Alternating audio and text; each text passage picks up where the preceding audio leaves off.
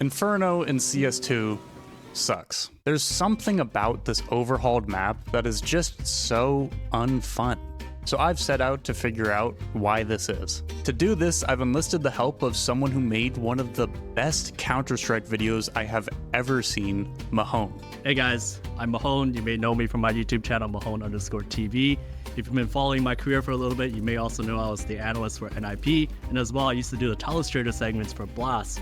Right now I'm doing content for Leadify, but at the same time I've still been following the meta and kind of understanding how the game has been breaking down in CS2. To understand what's wrong with Inferno, we need to start with its inherent map design. But first, thank you to SkinsMonkey for sponsoring this video. SkinsMonkey is a trusted automated CS2 trading site. It's super easy to use. All you have to do is pick something in your inventory, check how much it's worth, and then go get something new from the monkey. What's also super nice is the filters you can use to narrow down your searches. You can either use your skins to trade for new ones or deposit money with their 30% bonus offer. This becomes 35% when you use my code Wilson. Please use it. Using my code, you can also get up to $5 for free. Use my code Wilson, link is in the description. Whether you're looking at Inferno in CS2 or CSGO, the design of this map is distinctly more laney than other maps in the pool. Now this was a problem for some in CSGO, but I would argue that having this kind of design for one of the maps in the pool is very healthy for the game. Large open space maps for the average player tend to be more aim heavy. Think Dust 2 or Mirage. Big open areas of the map when, yes, util is important, but aim is king. Now when we look back at a very angular and tight map like Inferno, it's much more difficult to have a ton of impact purely with your aim. Back in CS Source, this is probably like 11 or something like that at this point. But I'm trying to think back because I remember I hated playing Inferno at that time. It was beyond just aiming, shooting, and like handling yourself. It became more about like how do you use your nades, how do you work with your team, because you couldn't just come in and just shoot everybody. Like the map just isn't laid out in that way. Inferno was the best map to learn competitive Counter-Strike on. The small alleys of Inferno made utility incredibly powerful, the clear choke points and long rotates made trading essential, and the teamwork required to hold sites highlighted the importance of communication. I learned the very basic mechanic fundamentals of Counter-Strike on Dust 2. But Inferno is where I learned team play, the power of utility, and the importance of trading on T-side. These essential fundamental aspects of Counter-Strike were, for many players, learned on Inferno. However, the general opinion over this angular and skinny map design has taken a turn for the worse. While the map itself may not be too much smaller, CS2's universal changes to Molotovs and smokes shrink Inferno. This is because both the smokes and mollies in CS2 are considerably bigger than they were in CSGO. Because of Inferno's skinny alley-based design, these changes to Molotovs and smokes are much more present and impactful when compared to larger, spacier maps. Let's look at an example. Compare how much space of banana a smoke in CS2 takes up compared to one in CSGO. Not only are smokes bigger, but now they're dynamic. Compare how much space this CS2 smoke takes than this CSGO smoke. Now let's compare how much space a Molotov takes up in mid compared to Go. Because these pieces of util are significantly bigger, the map in turn will just feel smaller. These space-taking pieces of utility reduces the amount of playable space. Now I also mentioned the way that smokes and Molotovs interact in CS2 have had a negative effect on Inferno. Back then in CSGO, whenever a Molotov kind of comes down, you can smoke it instantly. Like the popping is instant. But in CS2, for some reason, it feels like there's a delay. Like there's a slight delay of when that Molotov gets extinguished. And as well, I don't think it's just a physical delay. I also think there's a slight visual delay too. Even after you smoke the molly, you can still, there's like a small time period where you can still run through the flames and not take damage. And the problem is that these visuals and like when you actually smoke the molly, like they're not lined up. And because of that, I think it's kind of annoying for anyone who kind of goes towards banana right now. It's like as soon as you see those mollies come down, your first instinct in CSGO would be to smoke it right away. But in CS2, it almost feels like you take a bit more damage when you do that. And I think that also leads to like why it's also just so annoying to go into banana. And probably a big reason why right now in CS2, all the top teams, they just throw that pre-smoke from T-spawn now. They don't they don't bother doing it just on the fly. The same thinking goes for other parts of the map as well. Top, mid, short, and the entrance to B site are 3 places that are harder to push now as a T because you can't tactfully smoke Molotovs anymore. The raised heights of Inferno's buildings contributes majorly to this claustrophobic feel. In top mid, the buildings are significantly taller than they were in CSGO, and they also connect over brackets. In Banana, where before there was plenty of open space on the left side, now you're pinned between 2 tall buildings. These buildings also connect above you, which just adds to that feeling of tightness. We could even talk about T-Spawn. T-Spawn Inferno in CSGO was a lovely place to be. Out in the open with views of the mountains and the blue sky, accompanied with the legendary Inferno music, this was just such a vibe. But now...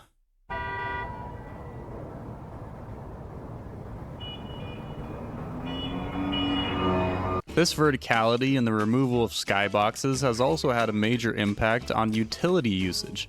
Taller buildings and more ceilings combine to make a lot of util much more difficult to throw. There's been so many changes with like the roofs and like how tall stuff is, and like it's almost like it plays differently, but only in the minute details, and those minute details can be quite annoying. I think it's a lot of small things that have kind of led it down this path where it's like it's less satisfying to play. It's not quite the same. I guess the best way to put it. A good example of this is the window flash from CSGO. This was a super simple flash that did have a lineup, but you didn't really need it. It was more of an idea. Throw the flash over this building and you'll blind people peeking car. This flash now needs very specific lineups and is much less approachable for newer players. Throwing util over middle is much more annoying now because either you have to throw it from further away or you have to aim way high into the sky. Both of these results in util taking much longer to land and lineups being more annoying to learn. In a game like Counter-Strike, where every detail matters, small changes to maps can have great effects. And when Valve made a ton of small changes to Inferno, the culmination of these new details have had a very negative impact on how satisfying Inferno is to play. Let's start with the clutter. Now this is something that's been talked about a ton, so I'm gonna be quick, but holy moly, there's a lot of random shit lying around on this map. Trash bags, flower pots, bins, and whatnot. Honestly, this doesn't bother me much, but what does is the inconsistent clipping with these objects. Coming out of T-Spawn, Inferno tells you that you will bump into these trash bags, but every other trash bag on the map doesn't have clipping. This inconsistency is just annoying. Like, why are these here if my legs are just going to phase through them? Both Flom and Mahone pointed out the elevation changes on CS2 Inferno as something that is also annoying. While it's not something I thought of on my own, now that I've gone back to CSGO Inferno for comparison, I have to agree with them.